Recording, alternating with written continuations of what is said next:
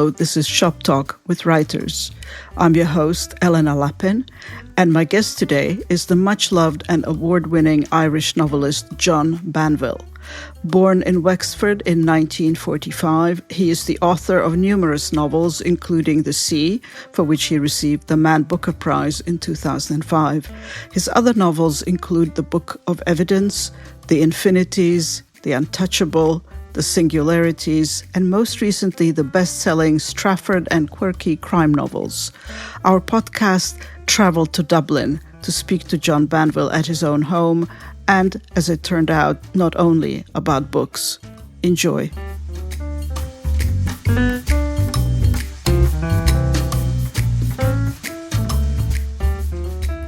When I noticed years ago that my teenage son wasn't reading, I said, there's no way a son of mine is not going to read. I'm going to give you a book that will make you want to read immediately, because he loves films. And I gave him Portnoy's Complaint. What age was he? He was 13. Jesus Christ. Well, it did the trick. What trick did it do, I wonder? Let me go and get the wine, because we're going to need another bottle before. Another glass. Okay.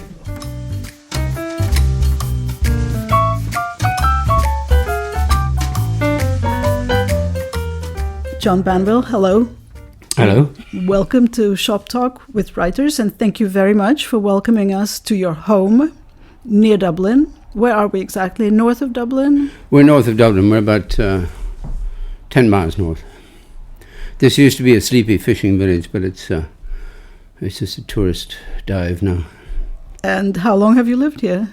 Oh, about 150 years. Since the early 80s. Mm. Has it changed at all? Because it looks completely. Has completely. It really? It's unrecognizable now. What made you fall in love with it then? My wife is American. We came to Dublin for Christmas. We were living in London.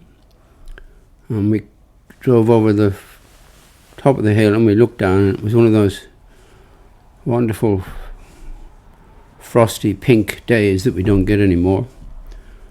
And she saw this place from way up on the hill. She said, I want to live here. So we moved here. And we were very happy here. But it has changed out of all recognition. But so is everybody else. So it's very surprising. We were just walking down the street and did not expect to see this incredible view of the cemetery and the sea beyond it. And I was just wondering, is that something you still admire every day, or are you so used to it that... Oh, yes. I mean, it is a beautiful place to live. It is a wonderful place to live. It really is. It's very near the city. There's a very good train service, but it's not the city. Mm-hmm. Well,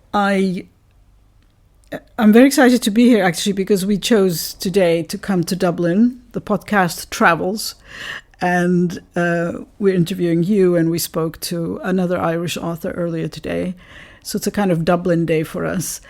And the author we interviewed is of a younger generation, and she was very excited about the current Irish literary scene. And I was wondering, what do you make of it? I don't read it. I mean, there's no point in going there. No? No. I haven't kept up. Okay. I just don't know about the younger writers. Where did you stop? Sort of. I'm going to be 80 this year, you know. You're going to be 80? Yeah. Okay, I'm 70. That's not such a big difference. Well, yeah, but I haven't time. I have so much to reread. I'm going back and rereading all my classics from the past. I haven't time for the new stuff. I feel sad about that, but I have to portion out my time now. I read that you're working on a memoir which will be a pack of lies. Yes, it's called Out of True, which I think is a wonderful title. It's given to me by a friend. It is a pack of lies, yes. It's a novel. It's pretending to be an autobiography, but it's a novel. So that's interesting because you also said that you will no longer write your literary novels and that you will only do your crime novels now. But this is a return to the other kind? Well, I didn't think I would live this long. I really thought I would be dead by my mid-70s. My wife died about 3.5 years ago. And when you lose a loved one, especially a close loved one, you enter partly into the land of the dead. So I thought, I've said what I have to say, I've written what I have to write. The last 2 words of my novel, The Singularities, were full stop, and I thought it would be full stop. But I was talking to my friend Neil Jordan the other day. You know, he's a film director, but I always think of him as a writer. And he said, I finished work by lunchtime. You know, what do you do the rest of the day? My wife used to say to me, when I would have those periodic moments when I'd say, I'm giving it up, she would say, oh yes, and what do you do then? Go into politics and destroy the world. So I have to, you know, I can't not write. I am, as Kafka said, I am literature, I am writing. I don't know what else to do. I live by words. I interpret the world to myself through the mesh of words, and I can't do otherwise. You were talking about not having anticipated writing or writing a lot at this age. And that brings me to the actual topic today, which we were going to speak about, which is your crime novels, because I was going to, my idea was originally to speak to you about the most recent one, which is coming out in paperback, and in general about how you turned to writing about crime. And you said somewhere that you decided that it would be faster, that it only takes you 5 months to write a crime novel as opposed to a literary novel which takes years. Is this true? Well, yes. I mean, I hate the summer. It's a horribly boring season. Nothing is happening. The world is dead. And I kill the summer by writing one of these crime books. I prefer not to think of them as crime novels. Yeah. I hate the notion of genre. If I were to open a bookshop, it would be by alphabetical order. There would be no crime section or history section or chick lit section or that absolute off-putter literary fiction. Yeah. You may as well have a skull and crossbones saying, stay away from here, you don't need this stuff. Good writing can appear anywhere. Good writing can be done anywhere. When my wife and I were married first, we bought our first dishwasher. And the instruction manual was written in beautiful, beautiful English. Crisp, direct, witty in places, beautiful piece of writing. So good writing can appear anywhere. It's true. For example, I love reading on the John Lewis website, people write their opinions, evaluations of the products. And I found one man who is definitely dedicated to writing literary reviews of products because he tells the story of why this particular kind of bed or pillow is important for him, the way he feels now in his life. So you can tell his age, you can tell how he feels. That's wonderful. Right? That's writing. I mean, I started writing these books because I'd never read Georges Simenon. I assumed he was just a pulp crime writer. And then my friend, the philosopher John Gray, urged me to read Simenon. He said, you don't know what you're missing. I started to read him in the early 2000s, and I was just bowled over. The Maigret books are wonderful for the first 2/3, and then he remembers the plot and the whole thing falls apart. But what he called his romans durs, his hard novels, they are masterpieces. I think he's one of the great literary figures of the 20th century. Absolutely. And I discovered him late in life. And he was the father of my crime novels. I mean, when I read these, I thought, gosh, I could give this a try. Now, I couldn't begin to to achieve the kind of brevity that Simenon does. There's one of the books, I can't remember which, and the first sentence is, the commuter crowd was coming out of the station and she was the only one walking in. And you're there immediately. That would take me 3 pages to do it. He can do it in a sentence. I also was very struck by the fact that he is nowhere in these books. Joyce said that he was nowhere in his fiction, he was off to the side paring his fingernails. In fact, Joyce is in every word that he ever wrote. But Simenon is not there. Simenon was an egotistical man, he was a very forceful man, he lived life to the full, but he's not in the books. It's an extraordinary achievement. What's the name of his novel? I can't remember. Krull, about the German relative of a family in France who have German roots, and he suddenly appears there. They've never been in touch with him, and he suddenly appears. Oh, I can't remember. And there are 400, 600. But this has the opening has exactly what you just described. He arrives, he sees the house, and just him seeing that family house has every element of what is going to emerge, which is how evil he is and how he's going to destroy the family. Oh, yes, I know. I remember that book. Yeah? Simenon is extraordinary. He really didn't revise. And he would be sick. He would be violently sick before he started writing. He would be sick afterwards. But my favourite story was told me by his son, John Simenon, who's a friend of mine. He said, I'm sure it's slightly apocryphal, that Simenon would line the children up, his 2 children, and he'd come out of his room at the end of his 10 days with a finished manuscript, and he'd shake in front of them and say, what am I doing, children? You're getting rid of the adjectives, Papa. And I could take a lesson from that. I crowd too many adjectives in. Mm-hmm. But that's my way of writing, and his was his way of writing. Speaking of your way of writing, so yes, I'd love to talk to you about the most recent books, but I'd love to, if you don't mind, kind of skate through various of your books. It might seem a little random, but there's things I need to talk to you about. So, for example, Singularities, which I love, where Helen is in the beginning, when we first meet her in this book, where almost every utterance that comes out of her mouth is basically taken from a play or a poem or something classics, and we never know what. If you know, you know, but if you don't know, it just sounds great, but you don't really need to know where it comes from. But I was really puzzled by when she's thinking about the acrobats, and particularly one acrobat who was very slim in the waist, and she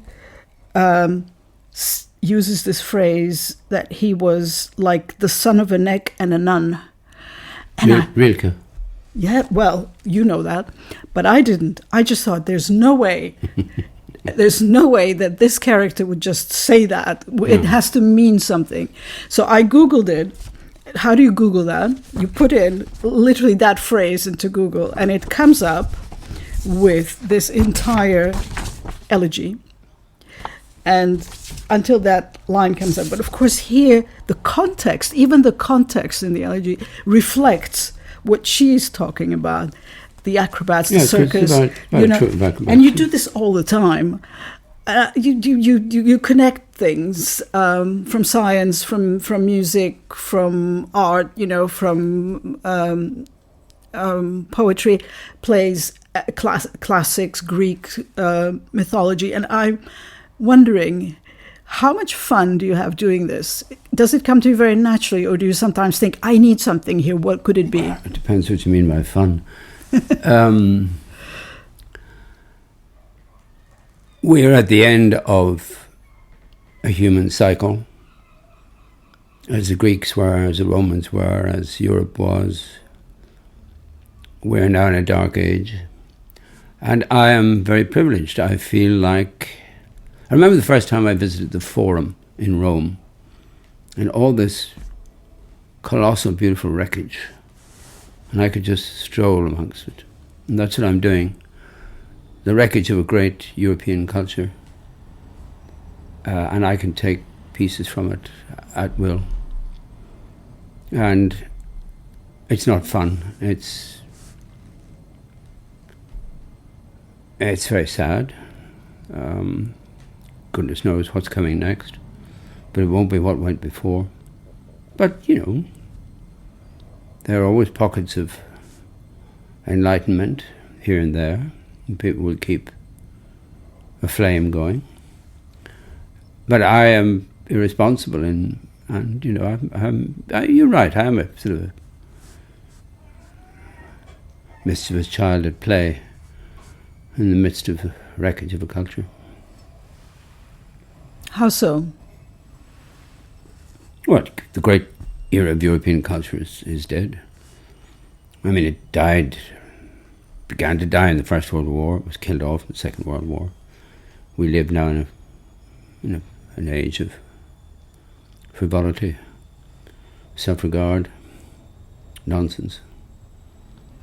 So Singularities was written relatively recently. 22, it was published, I believe, 21, 22. Oh, yes, I think so. And it reflects back onto or connects with protagonists from earlier novels in a really cool way. I enjoyed that, discovering who came from where. Most interestingly, I really enjoyed, he's now called, what's his new name? Felix Mordaunt. Yes. This man, I think. Felix Mordaunt, but his original name... Freddie Montgomery. Was, yes, and he was originally the protagonist of the Book of Evidence, which may be my favorite book of yours. And I'll tell you why. I mean, I love The Sea, the Booker winner, and I love many. You've written so much, it's really hard to choose. But I love the Book of Evidence because it showed such a masterful, natural understanding of what it means to be a very, very flawed human. And you can be a criminal, a very serious criminal, but you're still a human being. And so in the Book of Evidence, he talks about the crime he committed. But here, he's out of jail. He served his sentence. And this book actually begins with this wonderful, ambiguous statement. Yes, he has come to the end of his sentence, but does that mean he has nothing more to say? Wonderful. Love that. I was hooked from just that, because there's always a sly sort The of... second sentence is quite good too. No, not by a long stretch. Let's see. Oh yeah, the second sentence, I remember it, but let's... Another pun there. And he said, no indeed, not by a long stretch. And... but what you asked me earlier, I've been thinking about it in the last minute or two.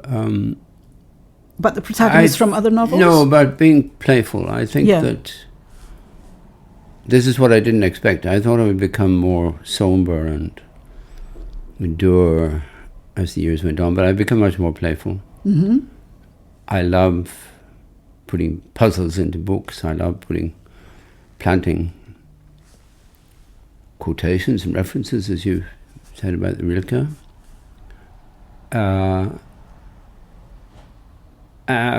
Certain irresponsibility has crept in, which I like. I think in my middle years I was much too serious. No, much too solemn. Serious is fine. Solemnity is the death of art. I think I was a touch solemn in those days. Now I'm on the brink of my second childhood, so of course I'm at play. Well, to have written a book called Infinities, and then to answer that sort of question with a book called Singularities, if that's not playful, I don't know what is. Yes, these are difficult books. I mean, I Yeah. couldn't find a hardback publisher for The Singularities. Really? On this side of the Atlantic, no. Good old Knopf published it without qualm, but it's hard to sell here. What makes them? This book is?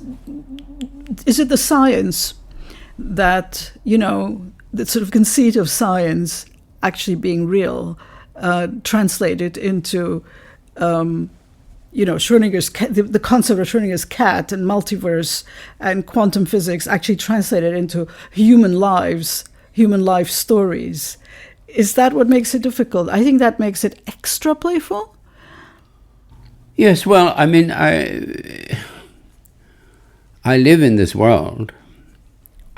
Science fiction has never interested me. I find science fiction books ridiculous. The world that I live in is so extraordinary. It's so remarkable. It's so mysterious. Why would I want to invent other worlds? Joyce said, and it's absolutely true, he said, I've never met an ordinary person. And I haven't either. The dullest person, if you just push a little bit, they will become extraordinary. I don't mean saints or transcendent beings. In our ordinariness, we are absolutely extraordinary. Our presence here is a total accident. The fact that we developed language probably started with merchants in the Mesopotamia, having to count up and communicate with each other. And we developed language, and then we developed consciousness, self-consciousness. With that came our tragedy, our tragic situation in the world, the consciousness of death. But the consciousness of death gives us life. I wrote a little radio play years ago about the meeting between Heidegger and Paul Celan in Heidegger's famous hut in the Black Forest. They spent an afternoon together, and Heidegger had been a Nazi, never apologized, never left the Nazi party. Celan's parents had been destroyed by the Nazis, but they spent an afternoon together. Nobody knows what they talked about. So I wrote a little play, and I gave them a conversation. And at one point, Celan says to him, why did you throw in your lot with the Nazis? And Heidegger says, because they gave death its due weight. Death stands as a midwife beside the mother giving birth and says, give me the child, because I'm the one that will give this child life. Our lives are illuminated by the fact that we know that they will end. Animals know that they will end, but they don't take any notice of it. It doesn't bother them. When animals are dying, you can see that they know they're going and they're distressed, but they don't live their lives in the shadow of death, which we do. But that makes everything glow with an extraordinary luminescence. The fact that this will end. What was the first death you experienced in your life? Whose? Oh, my parents died when I was quite young, but I didn't take any notice of it. Did you not? No. I don't understand that. It was just a process of, I was in my 30s, and they were gone. Oh, so you weren't very young, you were an adult. Yeah. If I'd been a child, I'd probably taken less notice of it. I don't pretend. People disappear from my life, and it doesn't trouble me. The death of my wife 3.5 years ago was devastating, but it was also an extraordinary experience. On the night before she died, she said to me, I'm not afraid. I had a glorious life. She was already speaking about herself in the past tense. She said, I have had. She said, I had a glorious life. And then she turned to me and said, bye bye blackbird, which is what we used to say to each other when we were going on a journey. So that was a That was a transcendent experience as well as a horrendous experience. But when I wrote The Sea, Mm-hmm. The Sea is about A widower. a man whose wife dies. In fact, my wife, when she was dying, she said to me, God almighty, you've killed me already in that damn book. And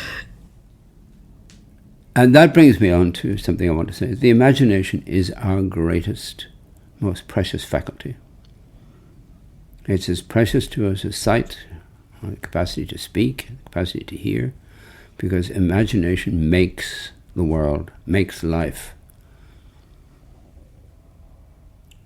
A human being is not a human being for us until we imagine that human being into existence.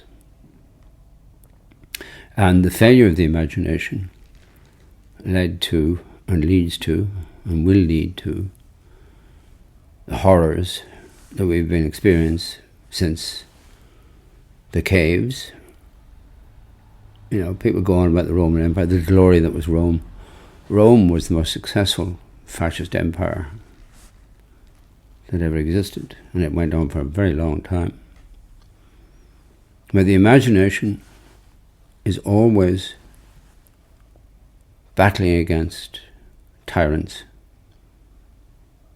It makes the world complex, makes the world intricate, makes the world deep, and it will not accept mere appearance. And that's what art is. Art is a constant interrogation of the world by way of the imagination. Some have said that your prose is like painting. I see art on your walls, beautiful art, and you are interested in art. And you just said that you use too many adjectives. Is that part of really needing to get the picture right? Yeah, I don't really believe I use too many adjectives. I just say that to placate people. When I was a teenager, I tried to be a painter, but I couldn't draw. I had no colour sense, no sense of draftsmanship. These are all distinct disadvantages if we want to be a painter. But it did teach me to look at the world with a painterly eye. So that was a very valuable experience. I love painting. Painting is, in the way that music is contentless. Music is pure. It's just itself. It doesn't mean anything. It can't be translated into any other medium. Painting is the art of the surface. But as Nietzsche says, on the surface, that's where the depth is. To present the evidence, that's what the artist does. The artist has nothing to say. I take one of my mottos from Kafka. The artist is one who has nothing to say. I have no message to deliver to the world.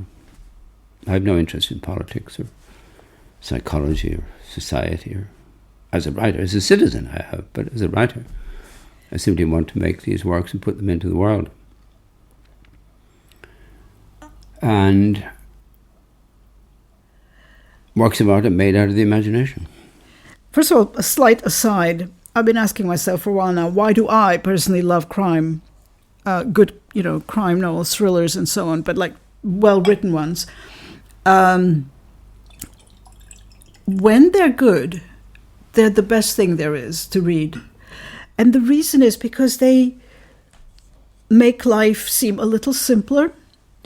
They make it appear a little easier to understand what's going on in life and in the world. However, with yours, that is not the case. So you have cases, you have murder mysteries, and you have two men, a police detective and a Strafford and a forensic pathologist, Quirky, who is a doctor. And what actually happens between them is mysterious kind of synergy. It's not always a synergy. Sometimes they go against each other. In fact, that is part of the charm. But it's like, I don't even know how to express what I feel. I feel when they are asking questions. They do solve the crime in the end, but it's all about these questions that come up. The questions about the people that they investigate, the situations that they investigate.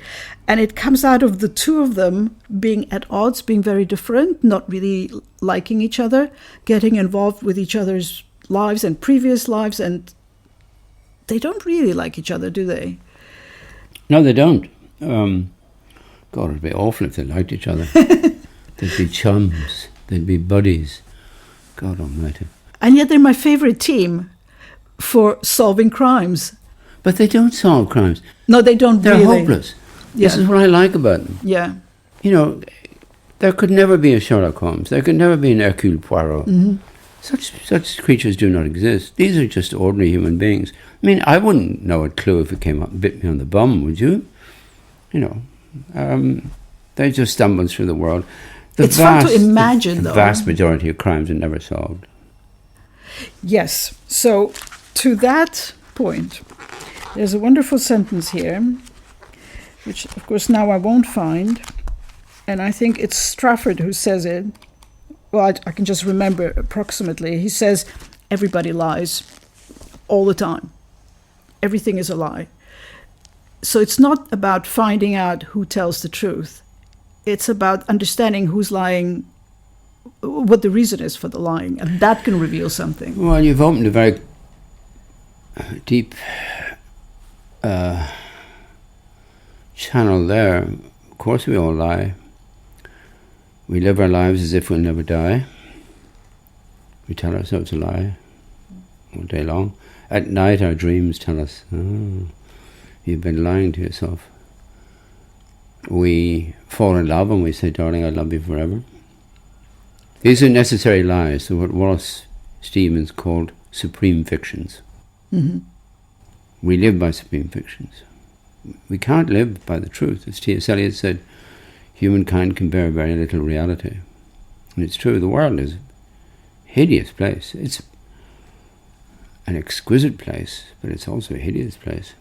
But isn't we there have to escape from it by lying. Isn't there a difference between lying to ourselves, as you just described, for certain reasons, and lying in order to mislead or hurt others? Of course. That's why I was going to make the distinction. There are lies and lies. There are the necessary lies, and then there are the lies that are deceptions. And these are crimes. Every lie, every deceptive lie is a crime, no matter how small. Because it's subversion of the real, the actual. Did you really want to go this deep? I do. That's what this is about. Anyway. Years ago, I can't remember when, maybe 2002, I had a column in Prospect magazine called My Top 10 Fears, where I interviewed writers about their fears. So this would consist in me speaking to them on the phone, what are your fears? And they would talk about fears. And I would then grade them from 10, from the lowest level to the highest. Do you mean fears as a writer or fears as a human being? As a human being. And many writers, spoke to me, and I found what they said and what they revealed. What happens actually when you just talk about fears is it's like a laser sharp knife, right straight, cuts through everything, and something is revealed that wasn't revealed before. You, at the time, were the only one who refused to be interviewed for that column. Did I? Yes. Oh, I'm sorry. I'm sure you don't remember, but can you imagine why you wouldn't want to do it? Which I think was probably very smart of you. I don't know. I wouldn't. I mean, probably I thought that, why ask a writer what are his fears? Why not ask your plumber or your brain surgeon? Oh, yeah. Mm-hmm. What's special about me? I sit in a room all day spinning these transcendent lies. It's no kind of life. My son told me recently that my wife used to say to him every now and then, just knock on the door of the study, see if he's still alive in there. Because no sound, a writer is a black hole. Nothing comes out of that room. No sound, no anything. But for me, in the room, there's a whole world going on. It's not communicated by direct engagement with people around me. So the fears that I have as a human being have nothing to do with me being a writer. As a writer, I have no fears, except the next sentence will be as botched as the one that went before. Well, the most interesting fear in that column was a man who was a Jesuit priest, and his top fear was the fear of the last orgasm. Because it was the last, or because he'd be condemned to everlasting fire for having it? He didn't explain. He just felt that this would be the end of everything. I didn't think Jesuits had orgasms. Goodness, this is news. I'd love to talk to you about about the science in. It's all made up. I know. Science is all made up. I know, but how? That's what I want to talk to you about, really. So, Schrödinger comes up with this fascinating idea of a cat being both dead and alive in a box. And somehow you managed to make a huge, to me, hilarious, but also fascinating jump into thinking about people living in parallel universes or multiple universes, having different dimensions to their lives. Of course, that's all made up, but to what extent is it also a real idea for you that we can do that? Oh, well, multiple universes is not made up. I mean, this was developed by Charles Wheeler back in the 1950s, because quantum phenomena are inexplicable in our world. In the Newtonian universe, I mean, there's entanglement. You know about entanglement? You have two particles, one is red and one is blue. They're joined. You take the blue one, you bring it to the other side of the universe, you change its color. The one here will change its color instantaneously. That can't happen in the Newtonian universe. So beneath the world that we live in, there is a whole other version of reality. I'd like to live for another 50 years because we might get closer to it, but we'll never get to it because it is not us. Quantum world is not us. What fascinates me and what fascinates quantum physicists is where is the crossing point between the quantum world and our world?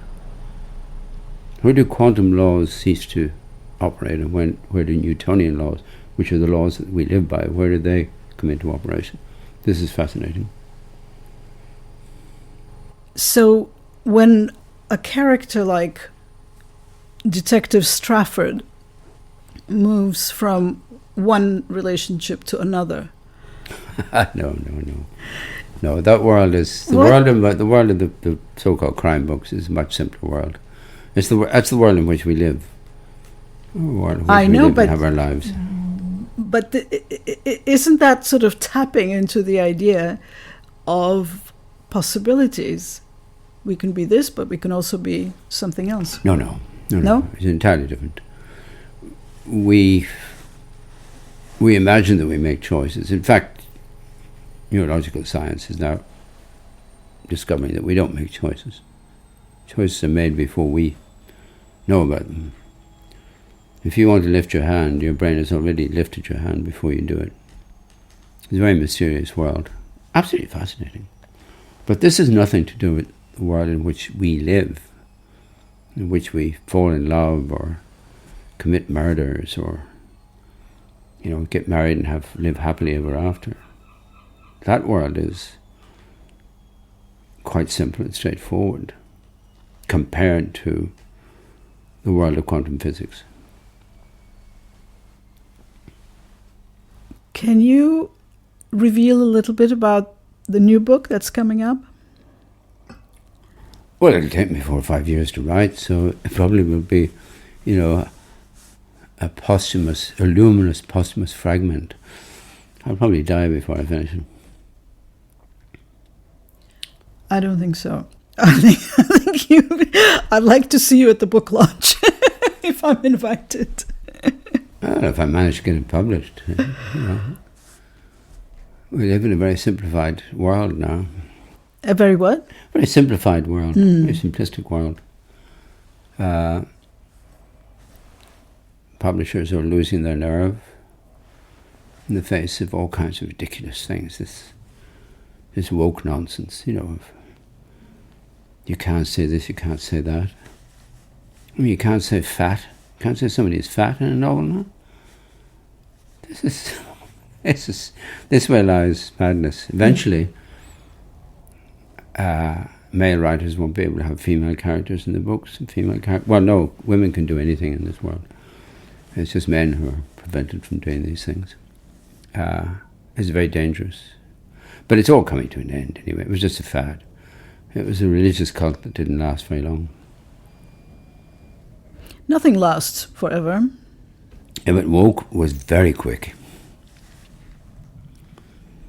And believe me, I'm not a Trumpite. I'm completely...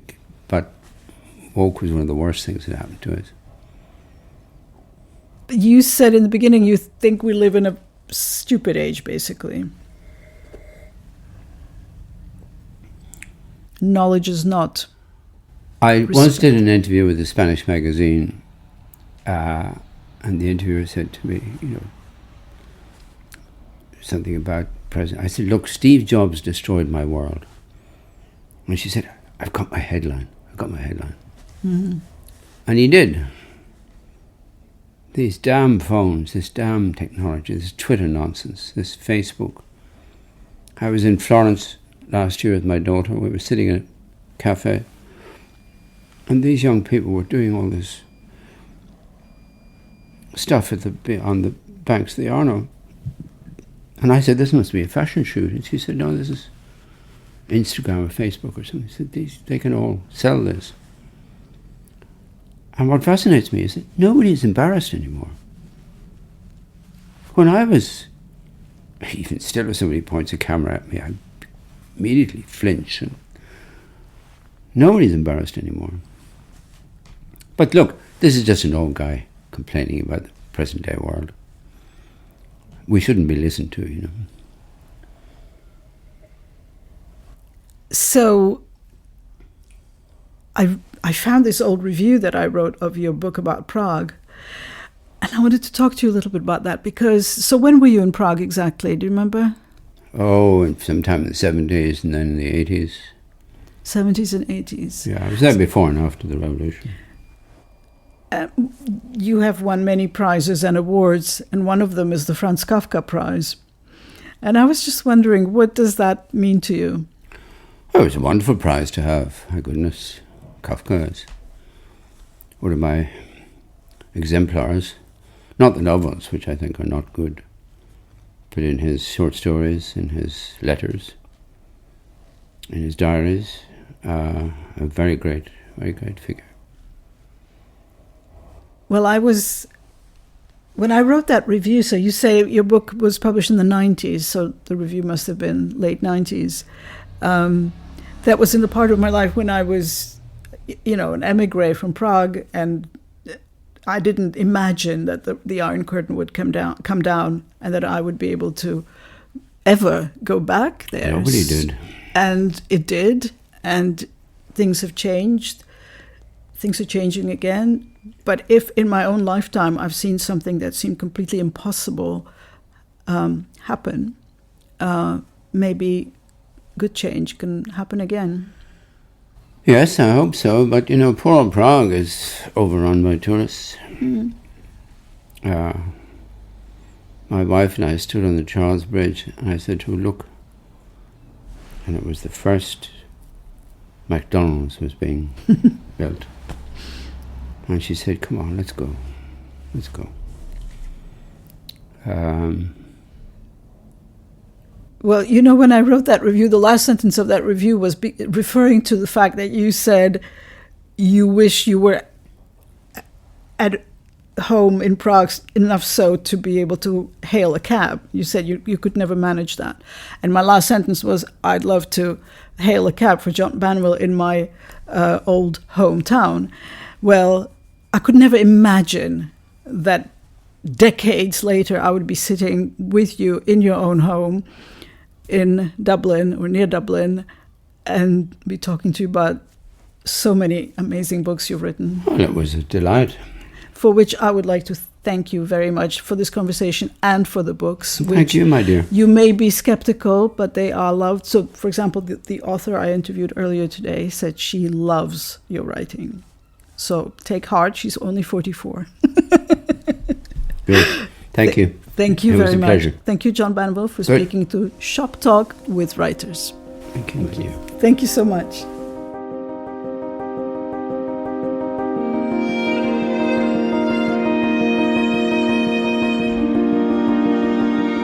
So we went to Dublin to interview John Banville at his home, but he didn't feel like giving us a reading of his book on that day. And that's fine, because we actually found a reader in London who would love to read John Banville for us, for the podcast. So we will be hearing John Callanan, I should say Professor John Callanan, Professor of Philosophy at King's College London, who is originally from Dublin. That's right. Is that right? And is also a John Banville fan. From a long time ago, when he was the sort of writer you would read when you were in university and you were looking for some intellectual literature. Were you interested in him as a philosopher, or? There was certainly philosophical content to what he was doing, but I suppose looking back at it now, what I enjoyed was the intellectual context of the history of thought that he would have scientists like Copernicus or Kepler, and then tell a very personal story in that setting. That was what was so interesting. So it's actually a complete accident that we have now come across you as a reader for us, and this may become a tradition on the podcast, finding not only authors reading from their books, but also readers who love those particular authors. And so John Callanan will be reading from The Drowned, which is coming out in paperback this June from Faber, and he will be reading a passage which will resonate with what we just heard on the podcast. John Banville talked about grief, talked about his wife, and in this passage, an important character, the pathologist, Dr. Quirk, is thinking about that too, in the context of that case that they are examining, investigating in this book. John Callanan reading The Drowned by John Banville. Sometimes, if it was still early, he would sit through 2 consecutive showings of the same picture. He did not want to leave until it was fully dark outside. Twilight, that liminal interval, he found hard to cope with, especially now that the autumn had settled in. Autumn, season of memory, where the past lives. Even winter would be preferable. He would welcome its unforgiving harshness. Grief had turned out to be not at all as he would have expected. Not that he had given much thought to the matter while Evelyn was alive. The abruptness of her going — she had been shot to death by mischance in a restaurant one sunny afternoon in Spain — had caught him unprepared. He had always assumed he would die before she did. The first weeks of his bereavement had passed in a blur. Later on, he could recall almost nothing from that bleak time. True, certain disconnected moments would flare up in his memory as if lit by a spotlight, then would fade back slowly into the general murk. He supposed he should be glad of them, these briefly illumined fragments of lost time. But he wasn't. Not really. They were a source more of discomfort than of consolation. Their intensity left him half-blinded, his mind groping for something to grasp and hold on to. That was what surprised him most, that giddy sense of being groundless, of being helplessly at the mercy of the world and its random ways. His mind, reeling in anguish, would fix with sudden, awful clarity on the most unremarkable objects.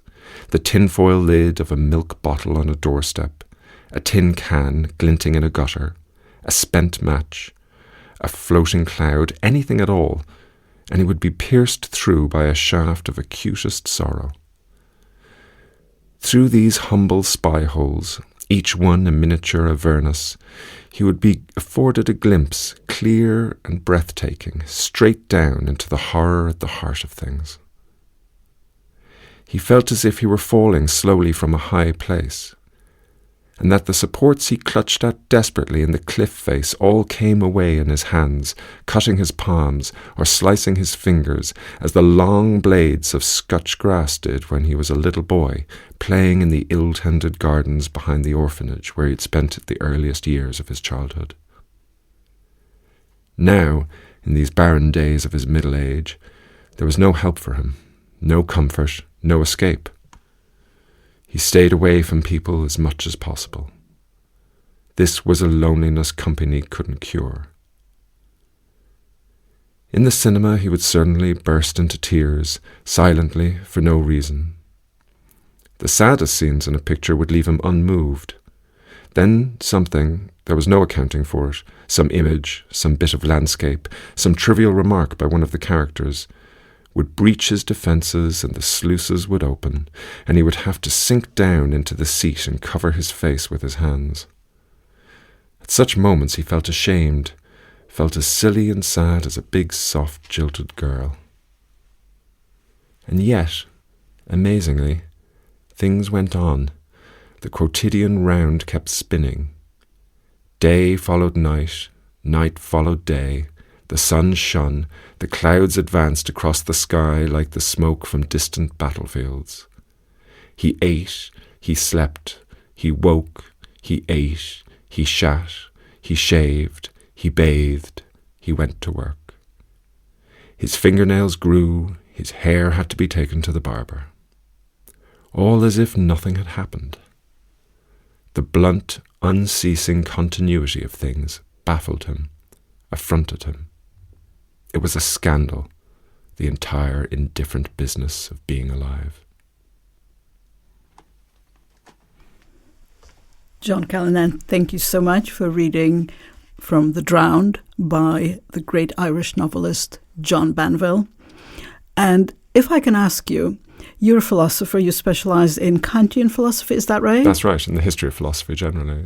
And when you read literature, particularly quite philosophical literature like this, fiction, how do you connect the different ways of thinking as a philosopher and as a reader of fiction? I think one of the ways in which I think about philosophy is that it moves to the abstract as possible. We don't ask, what is the law in this particular circumstance, but what is it to be a law? And so moving away from the everyday, from the small details of things, is part of the procedure. But philosophy generally then has a challenge, which is how to move back down to the everyday once one has grasped some abstract truths about justice or beauty or grief. And there it can be a challenge to pay attention to the small details, the small differences. For example, here, the emphasis upon the quotidian continuity of life, even after a major event, and how that interplays with one's general thought about the meaning of life and death and the like. And so literature is a constant sense of inspiration for philosophy, if philosophy is done right, I suppose. And I guess it's mutual. Yes, I think so. And also, I think at least I have a belief that writers can be in touch with philosophical ideas obliquely or unclearly, but that doesn't mean that they're not getting at them in a better way than philosophers are. If writers wanted to say their thoughts just in pure philosophical prose, then they'd write pure philosophical prose. But instead, sometimes the only way the thoughts can be approached is through other forms of writing. And I think fiction is a central one for us. Well, there's a lot of that in John Banville's writing in different ways, and always deeply enjoyable and interesting. Thank you again, John Callanan.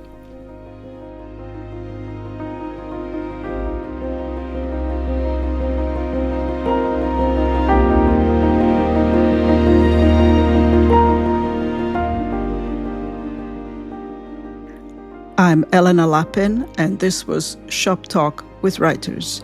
Our guest today was John Banville.